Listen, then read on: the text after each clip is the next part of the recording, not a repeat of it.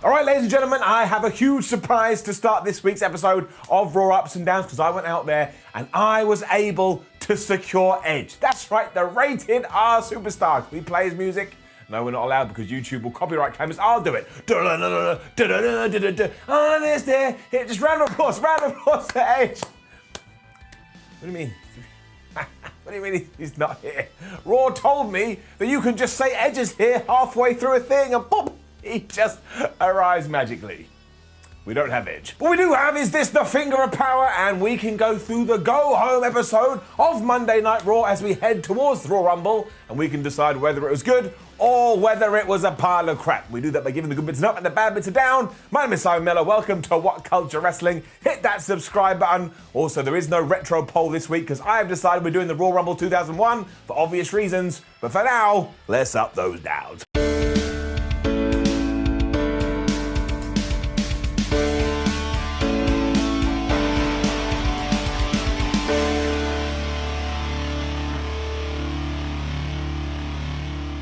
Drew McIntyre was back to start Raw. I really like Drew McIntyre. He feels like an important WWE champion. What a hot take I'm giving.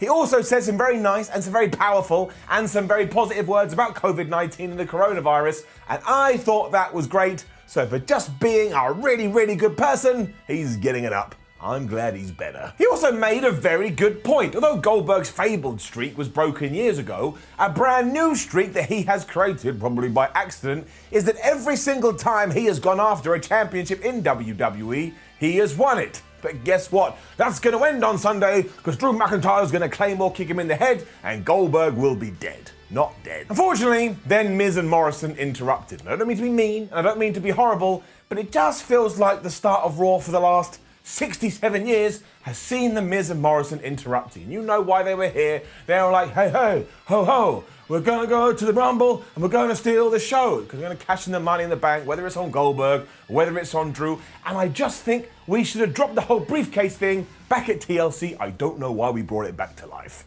Down. Miz even told Drew his plan. This is like in the James Bond movies when the villain ties James up to some like confabled, constrangled machine and then goes, this is what I'm going to do, Mr. Bond. And then he leaves and just hope James Bond dies. And then James Bond never dies and then the villain is screwed. Miz, what are you doing? You knew that Goldberg was going to have to join this party eventually, and I doubly knew because he wasn't around when I came down for breakfast this morning. And when he finally got in the ring, he just went up to Drew and went, next Sunday. You, me, you're next. Now I understand we were trying to get like impactful stuff across here, but it was a little bit like Goldberg got to the ring and his brain just went Drew and he forgot how to speak. Because Miz and Morrison was still hanging around, Goldberg and Drew then kind of worked together because they grabbed them, they threw them back in the ring, and then Billy Boy hit a spear onto John Morrison and poor Miz got Claymore kicked right in the face.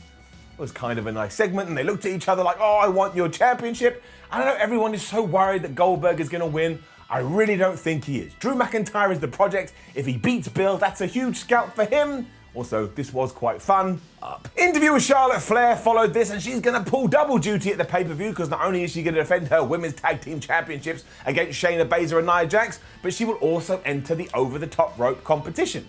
She then went on to go, oh man, my dad, Ric Flair, he's in a really bad place right now. I was like, is he? Is he in a bad place? From what I can see, he's in his 70s and he's banging Lacey Evans, who's in her 30s. I imagine for Ric Flair, he's having the best time of his life. To build to this, it was then Charlotte versus Shayna Basler. And you already know what happened. Even if you haven't watched the show, you knew what happened. It ended after a disqualification within a minute. Down. And it just finished when Charlotte Flair was about to apply the figure eight and Nia Jax just got in there and beat her up. So it was the disqualification. I mean, what was even the point? What did we achieve? Did anybody win? Did anybody lose? Why am I here? What is the meaning of life? Why is photography so amazing and so terrifying at the same time? Is one day the sun going to explode? Why did I lose my hair? There's a lot of questions. I mean, who invented socks? Anyway, let's bring down the disqualification board. We are now up to 6. And really, given that we're only in late January, that is 5 too many. Then, of course, out came Mandy Rose and Dana Brooke, and they started to fight. Then Lacey Evans was here, and then just by magic, poof, we were having a 6-woman tag. Because why the hell not? We were far from done, though, because originally this ended via a count-out. And if you were scratching your head watching this going, well, that was a little bit confusing, and all the wrestlers also looked absolutely confused, It's because apparently, according to the rumour mill, it wasn't meant to happen. Referees in WWE are told to call it like a shoot, so because Shayna Basler didn't get back in within the count of 10, he had to say, well, you've lost, which is why Charlotte, Mandy Rose and Dana Brooke all celebrated within the squared circle like it was the ending of an exhibition match on WWE 2K. And Pierce on the fly had to come out and restart the thing during the break, and I suppose that was all right, but also, again, I just said that, I'll say it once more, what was the point? Because Charlotte and Lacey just chased each other away, so they were out the thing, and then Nia Jax actually annihilated Dana Brooke with this powerbomb thingamajig. She had played too much Mortal Kombat and just wanted to go fatality. Which is somewhat ironic because her name is Nia Jax. If you know, you know. Seriously though, I hope Dana is okay, and then Nia eventually got the win after she dropped the leg, which you did not need. That move alone would have been fine.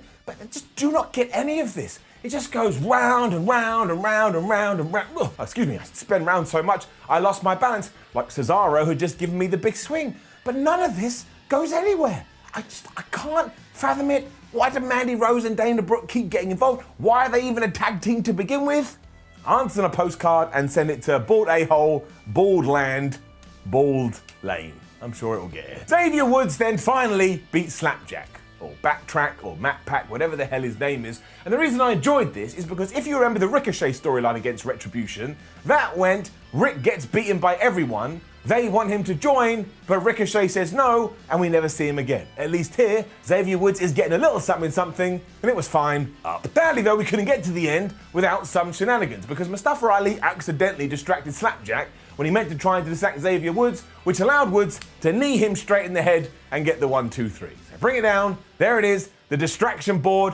We are up to 15 distractions. And look, I always want to make this clear, I want to double down on it. I don't think distraction finishes should never happen, but I do not believe we should have done 15 already, and therefore, down. Thankfully, Ali was awesome after this, because of course Retribution beat up Xavier Woods when all was said and done, and even though he asked for a chair and you're like, oh no, he's gonna bash his head in, he didn't. He was calm and he sat on it, and he had a very specific message for one Kofi Kingston. Because he knows that Kofi isn't able to compete in the Rumble this year because of injury, so now Mustafa Ali is going to get the revenge from 2019 when Kofi stole away his opportunity. He's gonna enter the Rumble, he's gonna win, and finally balance will have been brought back to the Force. I don't know why we don't do more with this guy. He is so damn good. And you know what? Just for being underrated, he getting up. R-Truth and Riddle then made goat noises at each other.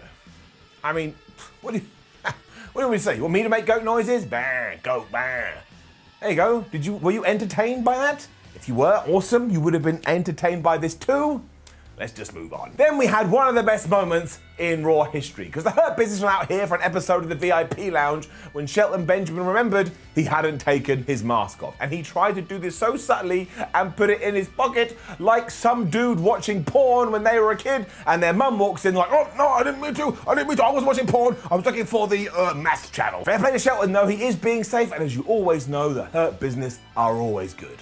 As it turned out too, this was just one massive love-in for MVP, because Bobby Lashley got on the microphone, he was like, MVP, I love you, you make my heart sing, and then Shelton Benjamin did the same, and of course Cedric Alexander tried to outdo both of them, because that is the story, but the long and the short of it is that they'd all come together to get MVP a present, and it was like a pendant or some jewelry that said THB or the Hurt Business. Before we could go any further with this though, R-Truth interrupted, and he may just have won this week's episode of Monday Night Raw, because he thought this was a surprise birthday party because he recently had his own birthday, and he knew this gift was actually for him because THB stands for Truth Happy Birthday. When he gets it right, R-Truth is the flipping best. The 24/7 schmucks just ran in, and we really just need to kill that story and probably kill that belt because it's just absolutely useless. And of course the Hurt Business beat them all up, but when they were doing this, Riddle snuck in, he attacked him, and then he ran away.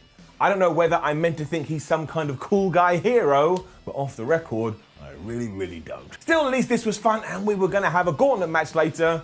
WWE usually gets gauntlet matches right. And then randomly, as we'd already kind of touched upon, Raw just went, oh, by the way, Edge is going to be on the show. And I know they put a graphic out on social media like 2 hours beforehand, but I'm not on social media all the time. I had absolutely no clue. And given that we hadn't seen him in 7 months, surely we should have promoted this a little bit better. It was as if halfway through, someone just went, oh, ring Edge. Hi, Edge. Adam, can you just do a promo? And he went, yeah, okay. And he just did. So strange. Truth then hit a double header for the night because he approached Adam Pearce backstage and he said he wanted to qualify for the Money in the Bank briefcase match. And of course he was talking about the Royal Rumble. And Adam had his usual response, which was, well, if you want to get in, you've got to beat AJ Styles. And then amazingly, something incredible happened that I didn't see coming. Because this whole thing about having to beat AJ Styles to get in the Rumble has now become absolutely brilliant. Like, I knew it was nonsense before, but for some reason it's just won me over. And now every single year, this is what I want to happen. If you want to get in the Rumble, for some crazy reason, you've got to beat AJ Styles. You can even have big promotional stuff for it. It was like, can you beat AJ Styles to get in the Royal Rumble? Find out this Monday night. I think it will be great. And clearly Adam Pearce agreed. He signed it up. We then had another, let's make a match in the middle of another match, even though we could have just done the second match originally as the match. Down. Firstly, it did begin with Sheamus versus John Morrison, and I just want to say that was really good. It went around about 12 minutes, it had a clean finish, which almost floored me. I couldn't believe it. And yeah, Sheamus just won after the white noise. I still think he's underrated too. I still hope that in the future John Morrison gets a proper main event run.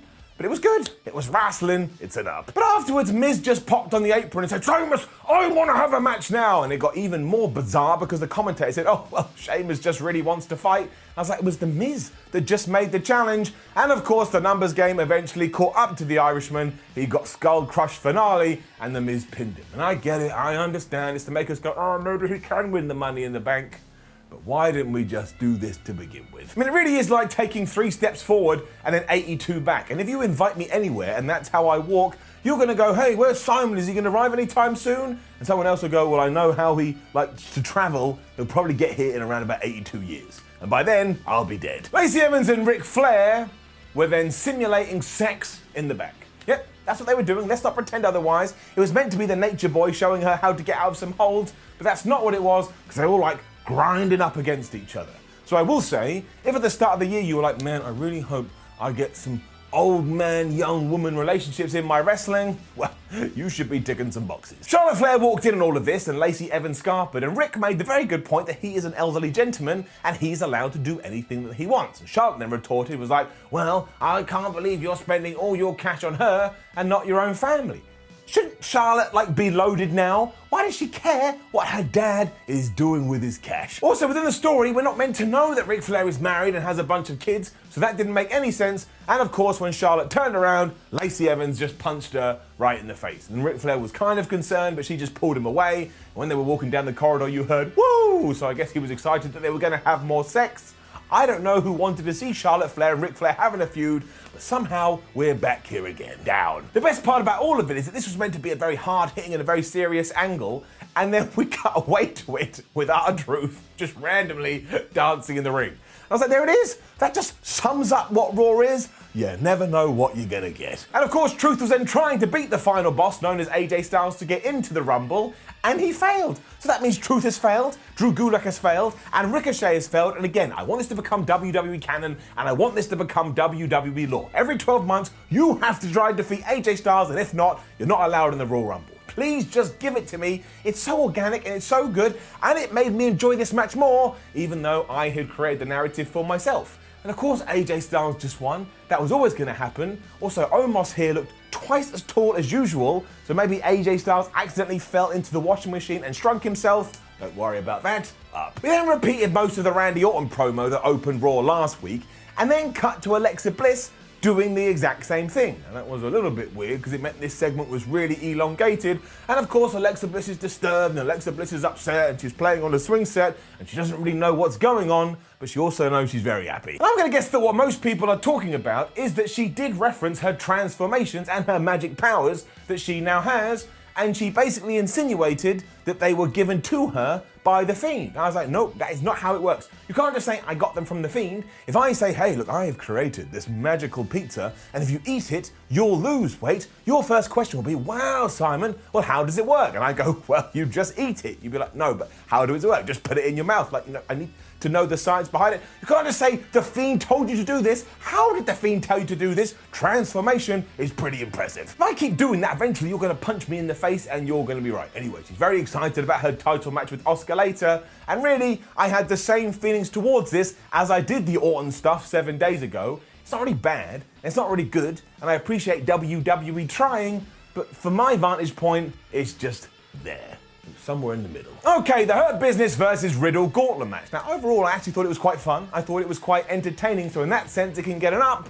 But when you do break it right down, well, you get those usual WWE shenanigans. Because round one was Riddle versus Shelton Benjamin. Although Shelton Benjamin had it won with the most devastating move in all of sports entertainment, unfortunately at that very moment, Cedric Alexander was distracting the referee, bring it down up to 16, which of course meant Riddle was then able to reverse it into his own most devastating move in sports entertainment, and he got the win. The issues we have here is, again, it was another distraction and therefore it has to get a down. MVP was up next and he was distracted because he couldn't believe what Cedric Alexander had done. And while he was going, "Cedric, you mad boy, you're ruining the Hurt Business reputation," he turned around into a heel hook and he tapped out. But that means it's another distraction, bring it down, 17 down. Thankfully, Riddle versus Alexander was the best of the three and just ended with a normal, most devastating move in all of sports entertainment. And yes, I understand if this was 2020, I would be having some kind of brain aneurysm, but thankfully, it's not 2020 and we wrapped all that up. I don't have to worry about it anymore. But my word, WWE does overdo it. So this did mean that Riddle had run the gauntlet, but of course he wasn't allowed to beat Bobby Lashley. So when he was the rampway going, "Yeah man, dude, I'm so impressive," Bobby Lashley's music hit, but even that wasn't enough to send a message to Riddle's head that went, "Oh, you may want to get out of the way," and Lashley just wrecked him with the Hurt Lock. So do you know what has happened now? I think Bobby Lashley is the greatest person in the world. He's tough, he never loses, he whips everybody's ass. I think he should be victorious in everything that he does. And Edge was here. It's just so crazy, just wondering, "Oh, it's me, it's Edge." However, he was cutting this badass pre-tape promo, and again, it was pre-tapes, we could have advertised it, but it was the highlight of the night. My word, have I missed him? He's getting it up. Just go and watch it. Honestly, just go and find it and watch it. He talked about his dream of being a wrestler. He talked about his mum. He talked about his return. He talked about his retirement. He just made you feel so inspired and he just made you feel so motivated in it. And he ended by letting you know he's going to enter the Royal Rumble. And who the hell knows what's going to happen with that? Maybe he throws out Randy Orton and they have a fight at WrestleMania. Maybe he wins the thing. I'd be cool with that. It was so damn good. I know that some people are upset that he did just announce himself this way, but I actually think given that we're not going to have fans at the Royal Rumble, this was a much better way to do it. And again, the words that were coming out of his mouth had so much energy, I was like, well, I'm going to enter the Royal Rumble and I'm going to win it. So first, obviously, I'll need to beat AJ Styles. And then, boy, again, ironically, WWE was playing with fire. Because it was our main event of Asuka versus Alexa Bliss for the Raw Women's title. And if it wasn't for you before, it was definitely not for you tonight. Because almost instantly, Alexa was using her brand new powers, because when Asuka got thrown out the ring and then looked back into the squared circle, Alexa Bliss was just on a rocking horse being like, "Having such a good time." And there was this weird like panpipe music. It was like me playing the panpipes. It was like, it was so odd. So how this happened, I don't know. And then we got more nonsense, because just as Asuka was like opening up and firing away, Alexa Bliss's old music played. She looked terrified, like the worst thing ever was going to happen. The lights went off, and when they came back on, evil Alexa was here, I'll call her, and she put on her lipstick. She began to become impervious to pain, and that's when people were like, "Oh my gosh, she's going to become the new Raw Women's Champion," especially when she applied the mandible claw. Surely the Empress of Tomorrow was going to have to tap out, but that's when you remembered, wait a minute, who has been very inconspicuous by their absence this evening? It's the Viper, it's Randy Orton, and then he appeared from nowhere, and if you can believe it, he gave Alexa Bliss an RKO. And look, this did come across as a very big moment because WWE never does intergender violence. So I settled on my catch and I went, "By God, I can't believe it." Because when they do it, I turn into an elderly and old-time gentleman. Now, in case you are interested, Randy Orton was not wearing a mask this week, but he did have burns on his face. Sadly, the burns looked like this. That's right, it looked like he had ketchup on his face. I'll just get a little bit closer because sometimes the lights conceal this stuff. But it's a bit like he'd been eating a burger and then he realized Alexa Bliss was in the ring and he accidentally fell into his burger and then went to RKO her. Also, if you are trying to keep up with how quickly wrestlers can heal, given that he was able to take his mask off, it means you could get burned and within a fortnight, you're pretty much on your way to recovery. I don't think it works like that. It once again leaves me in an odd position though, because one side of me, this side over here, is actually very impressed that WWE is being consistent with this and is telling, I wouldn't call it a coherent story, but it is a story that goes week to week to week to week. But on the other, My word, it is mumbo jumbo, and a lot of it doesn't even make any sense. And the other problem as well is that I wouldn't say it was super duper good, and I wouldn't say it was super duper bad. I mean, all my credibility is in the toilet because I'm trying to explain this to you while I have rubbed ketchup on my face, but I'm gonna give it an up. I mean, Asuka didn't lose her championship. I suppose we wanted Alexa Bliss to have something new. How many years are people going, well, she should be Sister Abigail? Well, now she basically is. And look, everybody involved is playing their part as well as they can, but I do agree with you. It's not like I run online to talk about this. I just watch it from afar going, kind of interesting. So it probably wasn't the best way to end Raw, and I have no idea what's going to happen at the Royal Rumble. But yes, once again, overall, this week's episode does have to get it down. It just doesn't have any kind of thread running through it. It's like they write the show 5 minutes beforehand and then poof, it just appears on the screen. But now don't forget to leave a comment below and let us know what you thought about last night's episode of Raw and the fact that I rubbed ketchup on my face. I'm in my 30s and I thought nothing of it. Like the video, share the video, and of course, please do subscribe. Head over to WhatCulture.com if you want to keep up to date, which you can also do on social media. Just search for WhatCulture. And if you like some videos, you're already on YouTube, watch some more and have a good time. My name is Simon for WhatCulture. Thank you for watching me as always, and I will see you very, very soon. My face is getting sticky.